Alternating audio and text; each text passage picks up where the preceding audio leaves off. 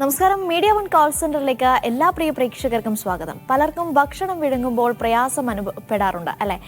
ഈ വിഷയമാണ് ഇന്ന് കോൾ സെന്റർ പരിശോധിക്കുന്നത്. ചിലർക്ക് ഭക്ഷണം കഴിക്കുമ്പോൾ തരിപ്പിൽ പോവുക, ഇറക്കാൻ ബുദ്ധിമുട്ടുക, ചുമ വരിക, ശബ്ദം മാറുക എന്നിങ്ങനെ പല പ്രയാസങ്ങളും കണ്ടുവരാറുണ്ട്. ഇത്തരം പ്രയാസങ്ങൾ കൈകാര്യം ചെയ്യുന്ന വിഭാഗമാണ് ഡിഗ്ലൂട്ടോളജി. നൂതന ചികിത്സാ വിഭാഗമായതുകൊണ്ട് തന്നെ ഡിഗ്ലൂട്ടോളജി എന്ന പേര് ആളുകൾക്ക് അത്ര പരിചിതമല്ല. ഇതിനെക്കുറിച്ച് വിശദമാക്കാൻ നമ്മോടൊപ്പം ഡോക്ടർ മുഹമ്മദ് ബാസിം BK ഉണ്ട്. അദ്ദേഹം കോഴിക്കോട് ഇക്ര ആശുപത്രിയിലെ ഡിഗ്ലൂട്ടോളജിസ്റ്റും ഒപ്പം വോയിസ് തെറാപ്പിസ്റ്റുമാണ്. പ്രേക്ഷകർക്ക് ഇതുമായി ബന്ധപ്പെട്ട സംശയങ്ങൾ താഴെ സ്ക്രീനിൽ കാണുന്ന നമ്പറിൽ വിളിച്ച് ചോദിക്കാവുന്നതാണ്. സ്വാഗതം ഡോക്ടർ കോൾ സെന്ററിലേക്ക്. നമ്മൾ ഈ ആമുഖത്തിൽ പറഞ്ഞതുപോലെ തന്നെ ഈ ഡിഗ്ലൂട്ടോളജി എന്ന പേര് അത്ര അങ്ങ് പരിചിതമല്ല, പ്രത്യേകിച്ച് നൂതന ചികിത്സാ വിഭാഗമാണല്ലോ. അതുകൊണ്ട് എന്താണ് ഡോക്ടർ ഈ ഡിഗ്ലൂട്ടോളജി എന്നതുകൊണ്ട് ഉദ്ദേശിക്കുന്നത്? പക്ഷേ ഞാൻ ഡെയിലി വളരെ ഫ്രീക്വൻ്റ്ലി കേൾക്കുന്നൊരു ചോദ്യം കൂടിയാണ്, എന്താണ് ഡിഗ്ലൂട്ടോളജി എന്നുള്ളത്. ഇപ്പോൾ ഡിഗ്ലൂട്ടോളജി എന്ന് പറഞ്ഞു കഴിഞ്ഞാൽ നമ്മൾ ഭക്ഷണം വിഴുങ്ങാനുള്ള ബുദ്ധിമുട്ടുകൾക്കുള്ള ചികിത്സകളും അതിൻ്റെ പരിശോധനാ രീതികളുമാണ്. അപ്പോൾ ഇതിൽ എക്സ്പെർട്ട് ആയിട്ടുള്ള ഒരാളെയാണ്, അല്ലെങ്കിൽ സ്പെഷ്യലൈസ്ഡ് ആയിട്ടുള്ള ഒരാളെയാണ് നമ്മൾ ഡിഗ്ലൂട്ടോളജിസ്റ്റ് എന്ന് പറയുന്നത്. നമുക്കറിയാം, നമ്മുടെ ഭക്ഷണം എന്ന് പറയുന്നത് നമുക്ക് വളരെയധികം ഇമ്പോർട്ടൻ്റ് ആണ്. അപ്പോൾ പ്രത്യേകിച്ച് നമ്മൾ മലയാളികൾക്ക് ഭക്ഷണം കഴിക്കുക, ആ ഒരു പ്ലഷർ ഓഫ് ഈറ്റിംഗ് ഭയങ്കര ഇമ്പോർട്ടൻ്റ് ആയിട്ടുള്ള ഒരു കാര്യമാണ്. അപ്പോൾ ഇതിനെ ബാധിക്കുന്ന എന്തെങ്കിലും പ്രശ്നങ്ങൾ വരുമ്പോൾ അത് അവരുടെ മാനസികമായ ബുദ്ധിമുട്ടുകൾ ഉണ്ടാക്കുകയും മറ്റുള്ള ആരോഗ്യ സങ്കീർണതകൾക്ക് വഴിവെക്കുകയും ചെയ്യും. അപ്പം ഈ സോളോയിൻ ഡിഫിക്കൽട്ടി അഥവാ ഡിസ്ഫേജിയ എന്നാണ് ഇതിന് പറയപ്പെടുന്നത്. എന്തെങ്കിലും ബുദ്ധിമുട്ട് വരുന്നതിനാണ് നമ്മൾ ഡിഫിക്കൽട്ടി ഇൻ സോളോയിങ് അഥവാ ഡിസ്ഫേജിയ എന്ന് പറയുന്നത്. ഈ ഡിഗ്ലൂട്ടോളജിസ്റ്റ് ചെയ്യുന്നത് എന്താണ്? ഡിഗ്ലൂട്ടോളജിസ്റ്റ് മെയിനായിട്ട് അസസ്മെൻറ്റ്, ഡയഗ്നോസിസ് ആൻഡ് ട്രീറ്റ്മെൻ്റ് ആണ്. ഈ ഡിസ്ഫേജിയയുടെ അസസ്മെൻ്റ് ആണ്, ഡയഗ്നോസിസ് ആൻഡ് ട്രീറ്റ്മെൻ്റ് ആണ് നമ്മൾ ചെയ്യുന്നത്. അപ്പോൾ അസസ്മെൻറ്റ് പാർട്ട് എന്ന് പറഞ്ഞാൽ നമ്മൾ ക്ലിനിക്കൽ ഇവാലുവേഷൻസ് നടത്തി അതിന് വേണ്ട ഇൻസ്ട്രുമെൻ്റൽ ഇവാലുവേഷൻ, ഇപ്പോൾ നമുക്ക് എൻഡോസ്കോപ്പിക് ഇവാലുവേഷനോ അല്ലെങ്കിൽ മറ്റ് ഫ്ലൂറോസ്കോപ്പിക് ഇവാലുവേഷനോ ഒക്കെ ഇന്ന് അവൈലബിൾ ആണ്. അതിനുശേഷം രോഗനിർണയം നടത്തിയതിന് ശേഷം നമ്മൾ നമ്മുടെ ട്രീറ്റ്മെൻറ്റ്, അതായത് തെറാപ്യൂട്ടിക് മാനേജ്മെൻറ്റാണ് നമ്മൾ കൂടുതലായിട്ട് ചെയ്തു വരുന്നത്. ഈ ഡോക്ടർ, ഇപ്പം ഭക്ഷണം കഴിക്കുമ്പോൾ അല്ലെ ഭക്ഷണം വിഴുങ്ങുമ്പോൾ പ്രയാസം അനുഭവപ്പെടുക എന്ന് പറഞ്ഞാൽ എന്തുകൊണ്ടാണ് ഡോക്ടർ ഇങ്ങനെ പലരിലും ഇങ്ങനെ കണ്ടുവരുന്നത്? ഇത് പല തരത്തിലാണ്. അപ്പം സാധാരണ നമുക്ക് 3 തരത്തിൽ ക്ലാസിഫൈ ചെയ്യാം. ഈ ഭക്ഷണം ഇറക്കുന്ന ബുദ്ധിമുട്ട് നമുക്കൊരു രോഗലക്ഷണമായിട്ട് കാണാം, അല്ലെങ്കിൽ ഒരു രോഗാവസ്ഥയിൽ കാണപ്പെടുന്നതാവാം. അതുമല്ലെങ്കിൽ ഒരു രോഗത്തിൻ്റെ ട്രീറ്റ്മെൻറ്റിൻ്റെ സൈഡ് എഫക്റ്റായിട്ട് നമുക്ക് കാണാം. ഇപ്പോൾ നമ്മൾ ആദ്യത്തെ എടുക്കുകയാണെങ്കിൽ, രോഗലക്ഷണമായിട്ട് എടുക്കുകയാണെങ്കിൽ ത്രോട്ട് ക്യാൻസർ പോലുള്ള അല്ലെങ്കിൽ അന്നനാളത്തിൻ്റെ ക്യാൻസറിൻ്റെ ഒക്കെ ഇനീഷ്യൽ സിംറ്റംസ് ആയിട്ട് ന്യൂറോ സംബന്ധമായ അസുഖങ്ങൾക്കും കൂടുതലായിട്ട് കാണാറുണ്ട്. ഇപ്പോൾ neuro degenerative conditions, multiple sclerosis അല്ലെങ്കിൽ മോട്ടോർ ന്യൂറോൺ ഡിസീസ്, പാർക്കിൻസൺസ് പോലുള്ള രോഗങ്ങളിലൊക്കെയാണ് നമ്മൾ ഇനീഷ്യൽ സിംറ്റംസ് ആയിട്ട് കാണുന്നത്. പക്ഷേ ഇത് നമ്മൾ പലപ്പോഴും ശ്രദ്ധിക്കാറില്ല. അപ്പോൾ നമ്മൾ സാധാരണയായിട്ട് നമ്മൾ ക്ലിനിക്കലി കാണുന്നത് ഈ തരിപ്പിൽ പോവുക എന്നുള്ളൊരു സിംറ്റമാണ്, ഇപ്പോൾ നെറുകയിൽ പോകുക എന്നൊക്കെയുള്ള സിംറ്റംസാണ്. അപ്പം ഇതിൻ്റെ അവബോധം ആൾക്കാർക്ക് ഇല്ലാത്തതുകൊണ്ട് പലപ്പോഴായിട്ട് ഇത് മിസ് ഔട്ടായി പോവുകയും ഇത് പിന്നീടൊരു ആസ്പിറേഷൻ ന്യൂമോണിയ എന്ന ഇവൻറ്റിലേക്ക് എത്തിപ്പെടുകയാണ് സാധാരണയായിട്ട് കാണുന്നത്. പിന്നെ രണ്ടാമത് നമ്മൾ പറഞ്ഞ രോഗാവസ്ഥയിൽ കാണപ്പെടുന്നതാണ്. രോഗാവസ്ഥ എന്ന് പറയുമ്പോൾ ഇപ്പോൾ സ്ട്രോക്ക് വന്ന ആളുകളിൽ കൂടുതലായിട്ട് ഭക്ഷണം വിഴുങ്ങാനുള്ള ബുദ്ധിമുട്ട് കാണുകയും, ഇങ്ങനെയുള്ള ആളുകളിൽ ട്യൂബ് ഫീഡ് വഴി നമ്മൾ ട്യൂബ് ഇട്ടിട്ട് മൂക്കിലൂടെ ഭക്ഷണം കൊടുക്കുന്ന ഒരു പ്രവണത കാണാറുണ്ട്. അപ്പം ഇതിൻ്റെ പ്രധാന കാരണം ഒന്നുകിൽ ആ പേഷ്യൻ്റ് കോൺഷ്യസ് ആയിരിക്കില്ല, അല്ലെങ്കിൽ ഓറിയൻറ്റേഷൻ കുറഞ്ഞ പേഷ്യൻസ് ആയിരിക്കും, അതായത് ഭക്ഷണം കഴിക്കാനുള്ള ഓറിയൻറ്റേഷൻ ഇല്ലാത്ത ആളായിരിക്കും. മൂന്നാമത്തെ കാരണമാണ് ഡിസ്ഫേജിയ, അതായത് ഭക്ഷണം കഴിക്കുന്ന സമയത്തുള്ള എന്തെങ്കിലും പ്രയാസം, ഈ പറഞ്ഞ പോലത്തെ തരിപ്പ് പോകുന്ന പ്രശ്നങ്ങളൊക്കെ ഉള്ളവർക്കാണ് നമ്മൾ ട്യൂബ് ഫീഡ് കൊടുക്കുന്നത്. ഡോക്ടർ, നമുക്കൊരു പ്രേക്ഷക ചേരുന്നുണ്ട്. നസീമയാണ് വിളിക്കുന്നത്, കൊല്ലത്ത് നിന്ന്. നസീമ, ചോദിച്ചോളൂ ഡോക്ടറോടാ. ഹലോ. നമസ്കാരം. അതെ, എനിക്ക് നോമ്പാണ്. അതെല്ലാം അല്ലാത്ത സമയം പൊള്ളപ്പാല് അല്ലാത്ത പാല് എപ്പോഴാണ് ഭക്ഷണം അപ്പോഴേ നാട്ടിൽ കയറും, വിളിച്ച് കയറും. ഹലോ. അതെ, കേട്ടു. ഹലോ. എത്ര നാളായിട്ടുണ്ട് ഇപ്പോൾ ഇത് കുറേ വർഷങ്ങളേ ഉള്ളതാ. മറ്റെന്തെങ്കിലും അസുഖങ്ങളുള്ള ആളാണോ? ഫിക്സ് വന്നിട്ടുള്ളതാണ്. എന്തായിരുന്നു? ഫിക്സ് വരുമ്പോ വന്നിട്ട് എനിക്ക് 18 വർഷം കൊണ്ട് ഞാൻ ഫിക്സിന്റെ ഒരു ഓപ്പറേഷൻ കഴിഞ്ഞാണ്. ഓക്കെ. അപ്പം ഇത് വളരെ ഫ്രീക്വന്റ് ആയിട്ട് കാണുന്നുണ്ടോ ഇപ്പോൾ? അല്ല, ഫിക്സ് വന്നിട്ട് അന്ന് ഒറ്റയ്ക്ക് ഗുളിക കഴിക്കുന്നുണ്ട്. ഇന്നും ഞാൻ ഗുളിക കഴിച്ചുകൊണ്ടിരിക്കുകയാണ്. അതിന്റെ ഗുളിക ഓപ്പറേഷൻ, തലയുടെ ഓപ്പറേഷൻ കഴിഞ്ഞതാ. ഓക്കെ. അപ്പോൾ ഇത് നിരന്തരമായിട്ട് ഇങ്ങനെ തരിപ്പിൽ പോകുന്ന പോലെ ഉണ്ടെങ്കിൽ അതൊന്ന് കാണിച്ചതിന് ശേഷം ഒന്ന് ഡയഗ്നോസ് ചെയ്യേണ്ടതാണ്. എന്തുകൊണ്ടാണ് തരിപ്പിൽ പോകുന്നത് എന്നുള്ളത് നോക്കണം. പരിശോധിച്ചിട്ട് എന്തുകൊണ്ടാണത് സംഭവിക്കുന്നത് എന്നുള്ളത് നോക്കിയിട്ടാണ് നമ്മൾ ട്രീറ്റ്മെൻറ്റ് എടുക്കേണ്ടത്. അതെനിക്ക് അങ്ങ് അപ്പം നമ്മുടെ അപ്പം ഭക്ഷണം കഴിച്ചാലും അങ്ങ് ചുമച്ച് വരും. അതാണ് എന്താണെന്നുള്ളത്. പിന്നെ നമ്മളെ കൈക്കൊക്കെ നല്ല പെരുത്ത് വരും, പെരുപ്പുണ്ട് വലതുവശം.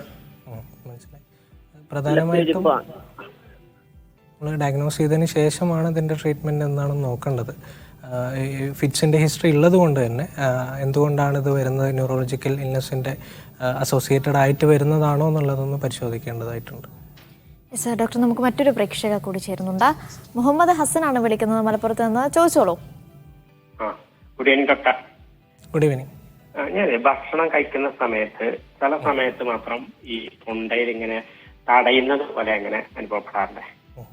ഭക്ഷണം കഴിച്ചുകൊണ്ടിരിക്കുമ്പോഴാണോ അല്ലെ അത് ഇറക്കിയതിന് ശേഷമാണോ? ഇറക്കുന്ന സമയത്ത് ഇങ്ങനെ എന്തോ തടയുന്നത് പോലെ ഇങ്ങനെ അനുഭവം. എല്ലാ സമയത്തും ഇല്ല, ചില സമയത്ത് മാത്രം. ഈ പുളിച്ചു തകട്ടലിന്റെ എന്തെങ്കിലും പ്രശ്നങ്ങളുള്ള ആളാണോ?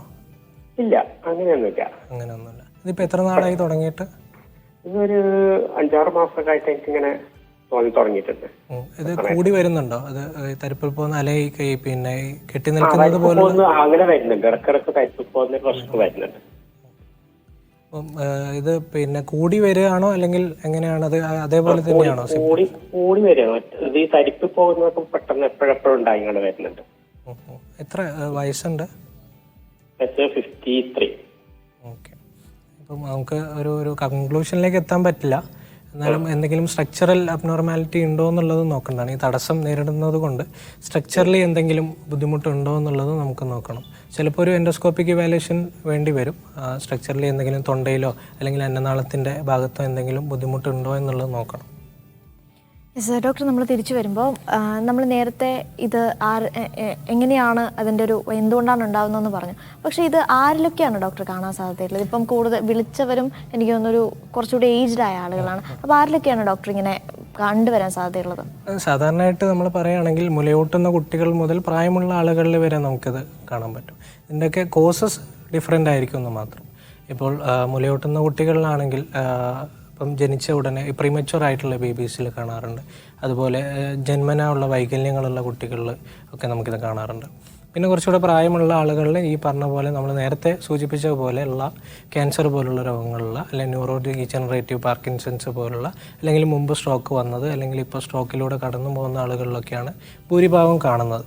പിന്നെ നമുക്ക് പ്രായമാവുന്ന ഒന്നുകൂടി ഇടപെടുകയാണ്. നമുക്ക് മറ്റൊരു പ്രേക്ഷകൻ കൂടി ചേരുന്നുണ്ട്. അബ്ദുള്ളയാണ് വിളിക്കുന്നത് കണ്ണൂരിൽ നിന്ന്. അബ്ദുള്ള, ചോദിച്ചോളൂ ഡോക്ടറോടാ. Hello hello hello doctor. ചോദിച്ചോളൂ. പിന്നെ ഞാൻ ഡോക്ടർമാർ കാണിച്ചിരുന്നു. ഞാനിങ്ങനെ ഭക്ഷണം കഴിക്കുന്ന സമയത്ത് എന്തെങ്കിലും സംസാരിച്ചാല് പെട്ടെന്ന് ശ്വാസം നിലച്ച പോലെ ആയിപ്പോ. പെട്ടെന്ന് ഞാൻ മരിക്കുന്നതെന്ന് തന്നെ തോന്നിപ്പോവും. അങ്ങനത്തെ ഒരു അവസ്ഥയിലേക്ക് പോകാറുണ്ട്. അത് നമ്മൾ ഈ പറഞ്ഞ തരിപ്പിൽ പോകുക എന്ന് പറയുന്നതിൻ്റെ കുറച്ചുകൂടെ പിന്നെ സിവിയർ ആയിട്ടുള്ള ഒരു വേർഷനാണ്. തരിപ്പിൽ പോകുന്നത് തന്നെയാണ് നമ്മൾ മനസ്സിലാക്കേണ്ടത്. തരിപ്പിൽ പോവുക എന്ന് പറയുന്നത് നമ്മൾ ഭക്ഷണം കഴിക്കുന്ന സമയത്ത് തൊണ്ടയിൽ നിന്നും അന്നനാളത്തിലേക്ക് ഫുഡ് പോകുന്നതിന് പകരം ശ്വാസനാളത്തിലേക്ക് ഇറങ്ങി പോകുന്നതാണ്. അപ്പോൾ അതുകൊണ്ടാണ് നിങ്ങൾക്ക് ഭക്ഷണം കഴിക്കുമ്പോഴുള്ള തരിപ്പിൽ പോകുമ്പോൾ ഉണ്ടാകുമ്പോഴുള്ള ശ്വാസം മുട്ടലും ശ്വാസതടസ്സമൊക്കെ നേരിടുന്നത്. പക്ഷെ അതിൻ്റെ കാരണം എന്താണെന്നുള്ളത് കണ്ടുപിടിച്ചിട്ട് പെട്ടെന്ന് ചികിത്സ തേടേണ്ടതാണ്. സാർ, ഡോക്ടർ, നമുക്ക് മറ്റൊരു പ്രേക്ഷകൻ കൂടി ചേരുന്നുണ്ട്. അനിതയാണ് വിളിക്കുന്നത് പന്തളത്ത് നിന്ന്. അനിത, ചോദിച്ചോളൂ ഡോക്ടറോടാ. അനിത, കേൾക്കാമോ?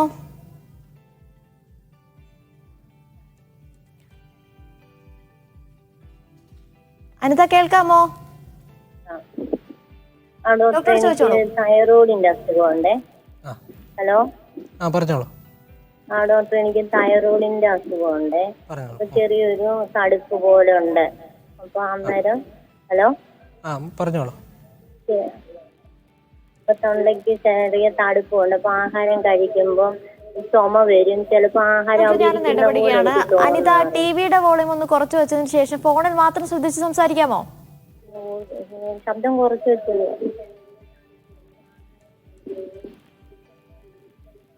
യെസ്, ചോദിച്ചോളൂ. ടി വി വോളിയം കുറച്ച് വെച്ചേക്കുവാ. ഓക്കെ, സംസാരിച്ചോളൂ. ഡോക്ടർ, ഈ തൈറോയിഡിന്റെ അസുഖമുണ്ടേ.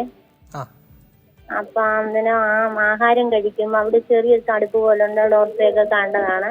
അപ്പൊ ഡോക്ടർ പറഞ്ഞു കുഴപ്പമില്ലെന്ന് പറഞ്ഞു. പക്ഷെ ആഹാരം കഴിക്കുമ്പോ ചിലപ്പോ തൊണ്ടയ്ക്ക് ഇങ്ങനെ കുരുങ്ങുവാണ്. ഈ തൈറോയിഡിന്റെ ട്രീറ്റ്മെന്റ് എന്തെങ്കിലും എടുക്കുന്നുണ്ടോ ഇപ്പോ? ഹലോ. തൈറോയിഡിന്റെ ട്രീറ്റ്മെന്റ് എന്തെങ്കിലും എടുക്കുന്നുണ്ടോ ഇപ്പോൾ? ട്രീറ്റ്മെന്റ് ബ്ലഡിലില്ല, അതുകൊണ്ട് അവര് മരുന്ന് തന്നിട്ടില്ല. ഓക്കെ. സാധാരണ ഈ തൈറോയിഡുമായിട്ട് ബന്ധപ്പെട്ട് ഡയറക്റ്റ്ലി ഉള്ള പ്രശ്നങ്ങൾ വളരെ വിരളമായിട്ടാണ് കാണല്. ഇപ്പോൾ തൈറോയിഡ് വളരെ എൻലാർജ്ഡ് ആയിട്ടുണ്ടെങ്കിൽ നമ്മുടെ അങ്ങോട്ടേക്ക് വരുന്ന നെർവ് കംപ്രസ്ഡ് ആയിട്ടുണ്ടോ എന്നുള്ളത് നോക്കണം. പ്രൈമറി ട്രീറ്റ്മെന്റ് ചെയ്യേണ്ടത് തൈറോയിഡിന്റെ ട്രീറ്റ്മെന്റ് ആണ് പ്രൈമറി ആയിട്ട് ചെയ്യേണ്ടത്.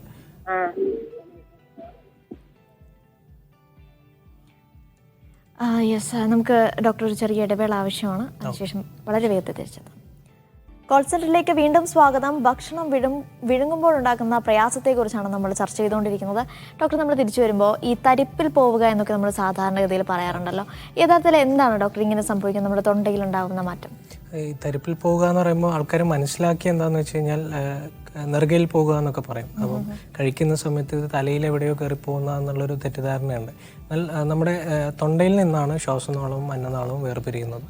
ഈ ശ്വാസനാളത്തിൻ്റെ മേളിലായിട്ട് ഒരു പ്രൊട്ടക്റ്റീവ് മെക്കാനിസം ഉണ്ട്. നമ്മൾ ഭക്ഷണം കഴിക്കുന്ന സമയത്ത് ഈ പ്രൊട്ടക്റ്റീവ് മെക്കാനിസം വർക്ക് ചെയ്യുകയും ഈ അന്നനാളം ഓപ്പൺ ചെയ്യുകയും ചെയ്തിട്ടാണ് ഭക്ഷണം ഇറങ്ങിപ്പോകുന്നത്.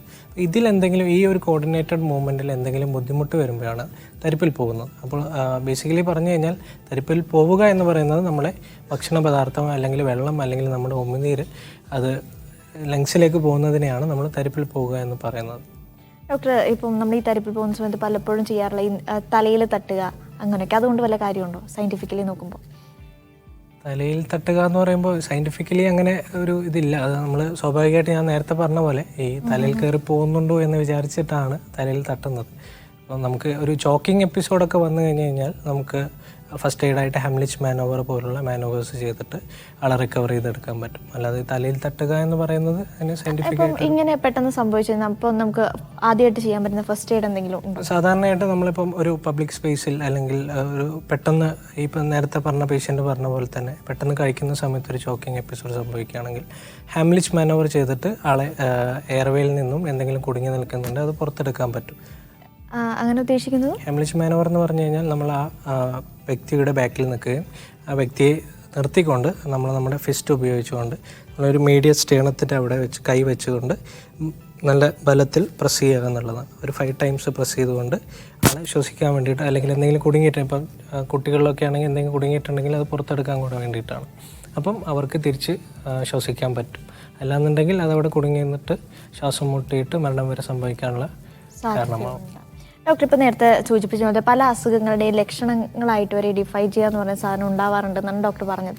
അപ്പോൾ നമ്മൾ ഈ ന്യൂറോ സംബന്ധമായ അസുഖങ്ങൾ തൈറോയിഡൊക്കെ ഉണ്ടാകുന്ന സമയത്ത് നമ്മൾ ഈ ഡിസ്ഫൈജിയ ആണോ നമ്മൾ ട്രീറ്റ് ചെയ്യേണ്ടത്, അതോ അസുഖത്തെ ട്രീറ്റ് ചെയ്യുമ്പോൾ നോർമലി ഈ ഒരു അവസ്ഥ ഇല്ലാതാവുകയാണോ ചെയ്യുക? നമ്മളെപ്പോഴും ട്രീറ്റ് ചെയ്യേണ്ടത് പ്രൈമറി എന്താണോ അതിനെയാണ് നമ്മൾ ട്രീറ്റ് ചെയ്യേണ്ടത്. ഇതൊരു സിംറ്റമായിട്ടാണ് നമുക്ക് വരുന്നത്. അപ്പോൾ സിംറ്റം ട്രീറ്റ് ചെയ്യേണ്ടത് പ്രൈമറി ഇൽനെസ് മാറുന്ന സമയത്താണ്, അല്ലെങ്കിൽ അതിൻ്റെ കൂടെ തന്നെയാണ് നമ്മളത് ട്രീറ്റ് ചെയ്യേണ്ടത്. അപ്പോൾ നമുക്ക് ഏറ്റവും നല്ലത് അതിൻ്റെ കൂടെ തന്നെ ട്രീറ്റ്മെൻറ്റ് എടുത്ത് പോവുക എന്നുള്ളതാണ്.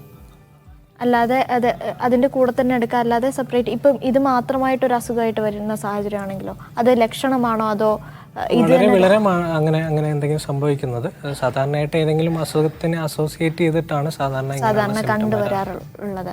ഡോക്ടർ, നമ്മൾ ഈ ചികിത്സാ രീതിയിലേക്ക് വരുമ്പോൾ എന്തൊക്കെ ട്രീറ്റ്മെൻ്റ് ആണ് ഇപ്പോൾ ഡിസ്ഫൈജിയക്ക് ഉള്ളത്?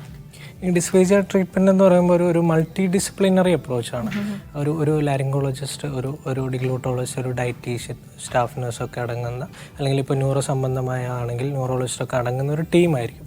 അപ്പോൾ ആ ടീമിലുള്ള ആളുകളാണ് ഇവരെ ട്രീറ്റ് ചെയ്യുന്നത്. അപ്പോൾ നമ്മൾ ആസ് എ ഡിഗ്ലൂട്ടോളജിസ്റ്റ് നമ്മൾ പ്രധാനമായിട്ട് ചെയ്യുന്ന തെറാപ്യൂട്ടിക് ഇൻ്റർവെൻഷൻസ് ആണ്. തെറാപ്യൂട്ടിക് മാനേജ്മെൻറ്റിൽ നമുക്ക് പല വിധത്തിലുള്ള എക്സസൈസുകൾ അല്ലെങ്കിൽ ന്യൂറോ മസ്കുലർ സ്റ്റിമുലേറ്റേഴ്സ്, അതുപോലെ ഫാഗോജെൻസിസ് പോലുള്ള വളരെ അഡ്വാൻസ്ഡ് ആയിട്ടുള്ള ട്രീറ്റ്മെൻറ്റ്സ് ഇന്ന് അവൈലബിൾ ആണ്. നമ്മൾ മനസ്സിലാക്കേണ്ടത് ഇതിന് ട്രീറ്റ്മെൻറ്റ് ഉണ്ട് എന്നുള്ളതാണ്. പലപ്പോഴായിട്ട് ഇങ്ങനെയുള്ള പ്രശ്നങ്ങൾ വെച്ചുകൊണ്ടിരിക്കുകയും അത് പിന്നീടൊരു ആസ്പിറേഷൻ ന്യൂമോണിയ എന്ന കണ്ടീഷനിലേക്ക് പോയിട്ട് പേഷ്യൻ്റ് ബാഡാവുകയും ചെയ്യുകയാണ് ചെയ്യാറ്. ഈ മരുന്ന് വെച്ചിട്ടുള്ള ട്രീറ്റ്മെൻറ്റ് എന്ന് പറയുന്നത് മെഡിക്കൽ ട്രീറ്റ്മെൻറ്റ് വളരെ കുറവാണ്. നമുക്ക് ഇപ്പോൾ ഓഡൈനോഫേജിയ, അതായത് ഈ ഇറക്കുന്ന സമയത്ത് പെയിൻ ഉണ്ടാവുക അല്ലെങ്കിൽ ലാരിഞ്ചൈറ്റിസ് അങ്ങനെയുള്ള കാര്യങ്ങൾക്കാണ് നമ്മൾ മെഡിസിൻ സാധാരണയായിട്ട് ഡോക്ടേഴ്സ് പ്രിസ്ക്രൈബ് ചെയ്യാറുള്ളത്. ഈ നോർമലി ഇപ്പോൾ പലപ്പോഴും ഈ ട്യൂബ് വെച്ച് ഭക്ഷണം കൊടുക്കുന്നതൊക്കെ കാണാറുണ്ട്. അപ്പം ഇത് ഏതൊക്കെ പേഷ്യൻസിനാണ് ഇത് റെഫർ ചെയ്യാറുള്ളത്? സാധാരണ നമ്മൾ മനസ്സിലാക്കേണ്ടത് ട്യൂബ് ഫീഡ് എന്ന് പറഞ്ഞു കഴിഞ്ഞാൽ ഒരു എൻട്രൽ മോഡ് ഓഫ് ഫീഡിംഗ് ആണ്. അപ്പം നമുക്ക് 2 വിധത്തിലാണ് ഫീഡ് കൊടുക്കാൻ പറ്റുക. ഒന്ന് പാരൻ്റൽ മോഡ് ഓഫ് ഫീഡിംഗ് അല്ലെങ്കിൽ ഒരു enteral mode of feeding. Parenteral mode of feeding എന്ന് പറഞ്ഞാൽ കംപ്ലീറ്റ് ഇൻട്രാവീനസ്ലി നമ്മൾ കൊടുക്കുന്നതാണ്. അതിന് ഒരുപാട് ലിമിറ്റേഷൻസ് ഉണ്ട്. ഇപ്പോൾ ലോങ് ടേം ആയിട്ടുള്ള ഒരു പേഷ്യൻ്റ് ആണ്, അല്ലെങ്കിൽ കോൺഷ്യസ് അല്ലാത്ത ഓറിയൻറ്റഡ് അല്ലാത്ത ഒരു പേഷ്യൻറ്റ് നമുക്ക് അവർക്ക് വേണ്ട പോഷകങ്ങളും അല്ലെങ്കിൽ ജലാംശവും എത്തിക്കാൻ, നിർജ്ജലീകരണം തടയാൻ വേണ്ടിയിട്ട് ജലാംശവും എത്തിക്കാൻ ട്യൂബ് ഫീഡ് ആവശ്യമായിട്ട് വരും. പലപ്പോഴായിട്ട് ആൾക്കാർ അത് റെസിസ്റ്റ് ചെയ്യാറുണ്ട്. ഒരുപാട് തെറ്റിദ്ധാരണകൾ ട്യൂബ് ഫീഡിനെ പറ്റിയിട്ടുണ്ട്. ഈ ട്യൂബ് ഇട്ട് കഴിഞ്ഞ് കഴിഞ്ഞാൽ പിന്നീട് ഒരിക്കലും വായിക്കൂടെ കഴിക്കാൻ പറ്റില്ല, അല്ലെങ്കിൽ ഇത് ഊരാൻ പറ്റില്ല എന്നുള്ള തെറ്റിദ്ധാരണകളുണ്ട്. പൊതുവെയുള്ള പ്രാക്ടീസിൽ ഇത് ഊരുന്നതിൻ്റെ സമയം വളരെ കൂടുതലാണ്. കാരണം ഒരു സോളോയിങ് ട്രീറ്റ്മെൻറ്റ് അവർക്ക് കിട്ടാത്തത് കൊണ്ട് തന്നെ അവരെ ക്വാളിറ്റി ഓഫ് ലൈഫിനെ ബാധിക്കുകയും ഈ ട്യൂബ് ഇട്ടത് അത് ദീർഘകാലമായിട്ട് പോവുകയും ചെയ്യും. എന്നാൽ നമുക്ക് ഈ ട്യൂബ് വളരെ പെട്ടെന്ന് ഡിഗ്ലൂട്ടോളജി ചികിത്സയിലൂടെ മാറ്റിയെടുക്കാൻ പറ്റും എന്നുള്ളതാണ്. ഈ ട്യൂബ് ഇടുക എന്ന് പറയുമ്പം അതിൽ പലതരത്തിൽ ട്യൂബ് ഇടുന്ന രീതിയുണ്ട്. ഒന്ന് വായിക്കൂടെ അല്ലെങ്കിൽ വയറ്റിൽ കൂടെ, ആ രീതികളെ പറ്റി ഒന്ന്. സാധാരണയായിട്ട് വായിക്കൂടെ ട്യൂബ് ഇടുക എന്ന് പറയുന്നത് ചെറിയ കുട്ടികൾ, നിയോനെറ്റൽ ബേബീസിലാണ് OGT ഫീഡ് എന്ന് പറഞ്ഞിട്ടുള്ള ട്യൂബ് ഇടുന്നത്. സാധാരണയായി അഡൽട്ട് പേഷ്യൻസിൽ നമ്മൾ നാസോഗ്യാസ്ട്രിക് ട്യൂബ് അല്ലെങ്കിൽ പെഗ് ഫീഡ് ചെയ്യണം പ്രിഫർ ചെയ്യാറുള്ളത്. അപ്പം ഇനീഷ്യലി നമ്മൾ നാസോഗ്യാസ്ട്രിക് ട്യൂബ്, അതായത് മൂക്കിലൂടെ കടത്തിവിടുന്ന ട്യൂബിനാണ് നാസോഗ്യാസ്ട്രിക് ട്യൂബ് ഫീഡ് എന്ന് പറയുന്നത്. അതിപ്പോൾ ലോങ് ടേം ആണ്, പേഷ്യൻ്റ് വളരെ കോൺഷ്യസ് അല്ലാത്ത, വളരെ ഇൽനെസ് ഉള്ള, ഒരു ന്യൂറോളജിക്കൽ ഇൽനെസ് ഉള്ള പേഷ്യൻ്റാണ്, നമ്മളെപ്പോഴും സജസ്റ്റ് ചെയ്യാറ് പെഗ് ട്യൂബാണ്, വയറിലൂടെ ഇടുന്ന ട്യൂബ്. അതിൻ്റെ ഗുണം എന്താണെന്ന് വെച്ച് കഴിഞ്ഞാൽ കുറച്ചുകൂടെ പോഷകങ്ങൾ നമുക്കതിൽ എത്തിക്കാനും പറ്റും. ഈ ആസ്തറ്റിക് ഇഷ്യൂസ് പേഷ്യൻസിന് അധികം ഉണ്ടാകുകയില്ല. ഈ ന്യൂട്രീഷ്യസ് ആയ ഫുഡുകൾ കൂടുതൽ എത്തിക്കാൻ കുറച്ചുകൂടി ഹെൽപ്പ് ചെയ്യുന്നത് ഈ പെഗ് ട്യൂബിലായിരിക്കും. പക്ഷെ ഇത് നോർമലി ആളുകൾ പ്രിഫർ ചെയ്യാനുള്ള സാധ്യതയുണ്ടോ ഡോക്ടർ? ഇപ്പം നമുക്ക് വളരെ ബുദ്ധിമുട്ടാണ് പേഷ്യൻസിനെ കൗൺസിൽ ചെയ്യാൻ വേണ്ടിയിട്ട്. കാരണം ഇപ്പം നമ്മൾ തന്നെ ആയാലും നമുക്കത് കുറച്ച് ബുദ്ധിമുട്ടുള്ള കാര്യമാണ്. പക്ഷെ നമ്മൾ മനസ്സിലാക്കേണ്ടത് നമ്മുടെ ജീവിതം നിലനിർത്താൻ നമുക്ക് പോഷകവും ജലാംശമാണ് വേണ്ടത്. അത് ഏതൊക്കെ സോഴ്സിലൂടെ നമുക്ക് എത്തിക്കാൻ പറ്റുമോ, ഏതോ ബെറ്റർ സോഴ്സ് ഏതാണെന്ന് നോക്കിയിട്ടാണ് നമ്മളെപ്പോഴും പ്രിഫർ ചെയ്യേണ്ടത്.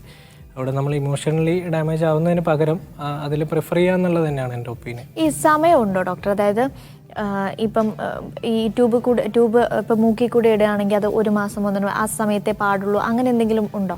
സാധാരണയായിട്ട് നാസോഗ്യാസ്ട്രിക് ട്യൂബ് നമ്മൾ പ്രിഫർ ചെയ്യൽ 21 ദിവസമാണ്. പക്ഷെ നമ്മുടെ ഒരു ഇന്ത്യൻ സിനാരിയോയിൽ നമുക്ക് ചിലപ്പോൾ അതിൽ കൂടുതൽ പോകേണ്ടി വരും.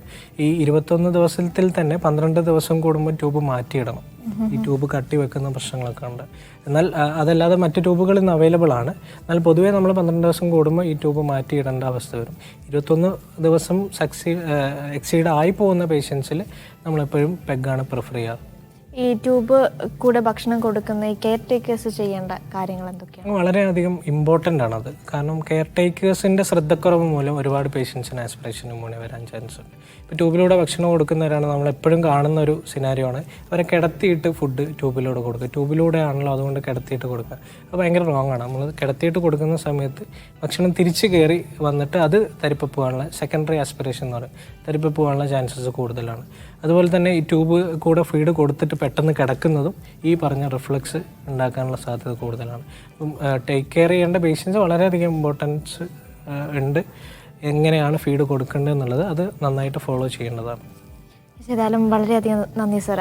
സമയപരിമിതി ഉണ്ട്, അതുകൊണ്ട് മാത്രമാണ് ഇത്രയും നേരം പ്രേക്ഷകരുടെ സംശയങ്ങൾക്ക് മറുപടി നൽകിയതിനും നമ്മളോട് സംസാരിച്ചതിനും വളരെയധികം നന്ദി. Thank you. ഭക്ഷണം വിഴുങ്ങുമ്പോഴുണ്ടാകുന്ന പ്രയാസത്തെക്കുറിച്ചാണ് ഇന്ന് കോൾ സെന്റർ ചർച്ച ചെയ്തത്. അതിഥിയായി എത്തിയത് ഡോക്ടർ മുഹമ്മദ് ബാസിം VK ആണ്.